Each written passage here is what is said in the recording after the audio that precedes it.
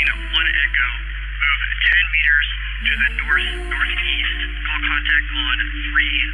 Looks like vehicles.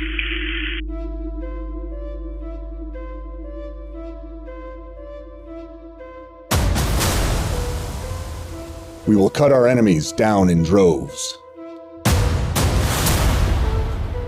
Our fires will be the substance of their nightmares. We will protect our brothers and sisters.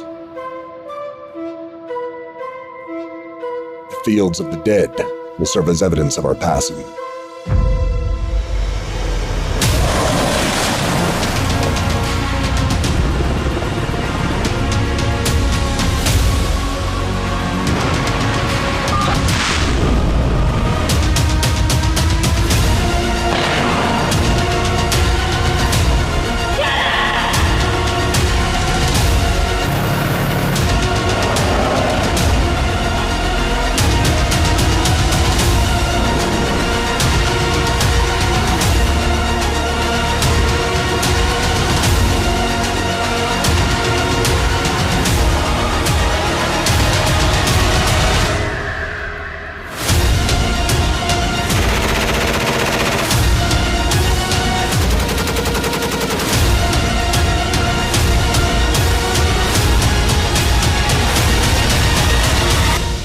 Engagement complete.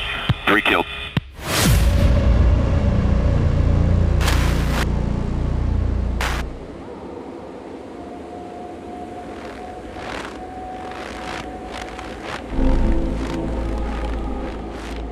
I like Marine infantry, and I like the way they fought. They had shoes that none of you had. They didn't have proper shoes on and didn't have any shirts or anything. What do you expect troops are going to do at 30 below zero? Now, I was used to it, but you had kids in there that couldn't. The Marine Corps is a force like no other. We have no peer. Our resilience is as unbreakable as our spirit. Because of this, we can endure any adversity. When faced with impossible challenges, we overcome and destroy any enemy in our path. Our success in Fallujah was the individual Marine behind his personal weapon, but it was the Marine Rifle Squad and all the components of support that backed that squad leader and his squad. That was the secret weapon. You know, we talk about superpower weapons, all the capabilities of the nation. A rifle squad of Marine is the most fearsome weapon on the planet Earth.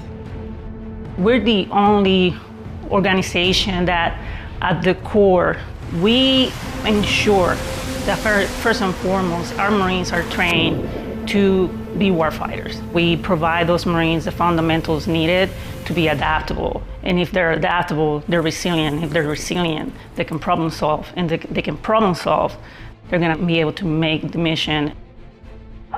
From the challenges of boot camp to battlefields anywhere in the world, our Marines persevere and win because no matter where they're from, they possess the courage and determination to overcome any obstacle. Our non-commissioned officers, the backbone of our Corps, make decisions and lead from the front with ruthless efficiency. The squad leader that I had across the 3 squads in Afghanistan they were brilliant, just very different people. But when it came to understanding the environment, understanding our equipment, and understanding the enemy, being able to adapt requires awareness. In every battle we fought, the key has been decisive leadership carried out by our junior Marines.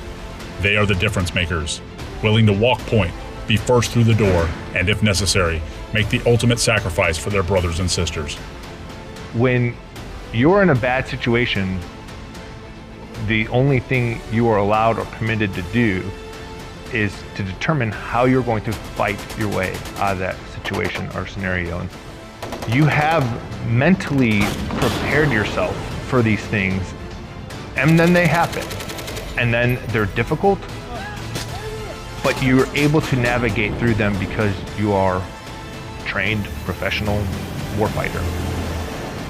As the world changes, we are changing with it. We are equipping our forces with cutting-edge technology, while also embracing our heritage, which shows us war will never change. America will always need Marines willing to fix bayonets and charge the enemy. We're identifying what's, what we think the next fight is going to look like. That's, force design and where we're moving. And it is very distributed in nature, to say the least. And at the entry level, teaching to think at a different level and to receive inputs and to process different types of technology only supports what they're going to do in 2-3 years when they are that corporal.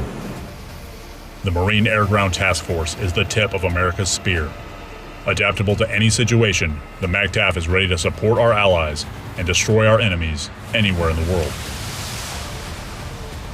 Our Marine Expeditionary Units stand forward deployed as a naval response force, always on call, in war and in peace.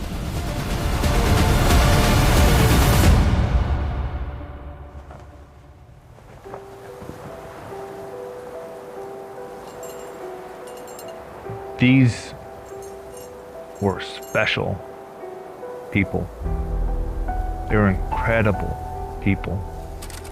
I'm just thankful that for a moment I got to know so many incredible heroes.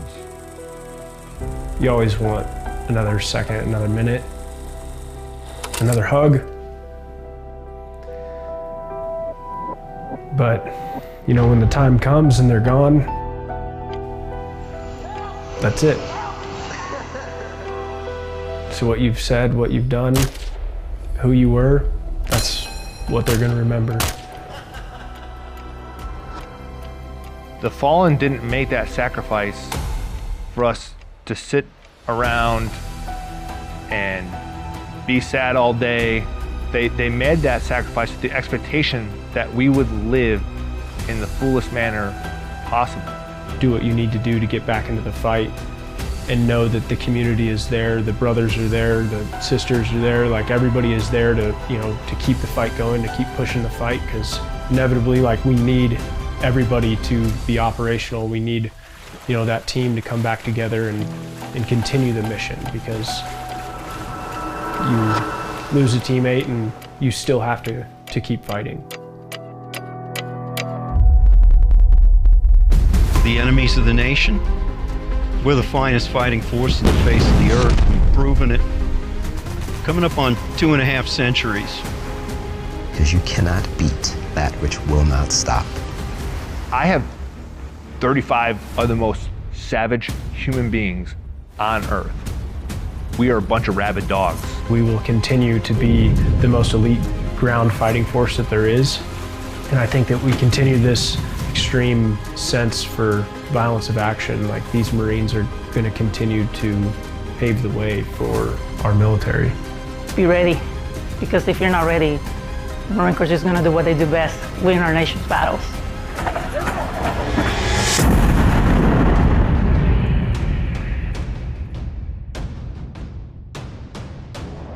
For 249 years, Marines have distinguished themselves not just by their valor, but by their readiness to confront the challenges that lie ahead, no matter how daunting those challenges might be. The next fight is on the horizon, and it will demand everything we have. Our reputation as warriors is not just a relic of our past, but a living testament to our nature. Our spirit is one of relentless pursuit, unmatched violence, and a steadfast will to win. Marines, our heritage is one of victory through superior might and unyielding perseverance. As we honor that heritage and our rich legacy today, we must also reaffirm our commitment to our nation, our families, and the Marines to our left and right. We will remain vigilant, and every Marine will be prepared to fight and win, no matter the cost. Happy birthday, Marines, and Semper Fidelis.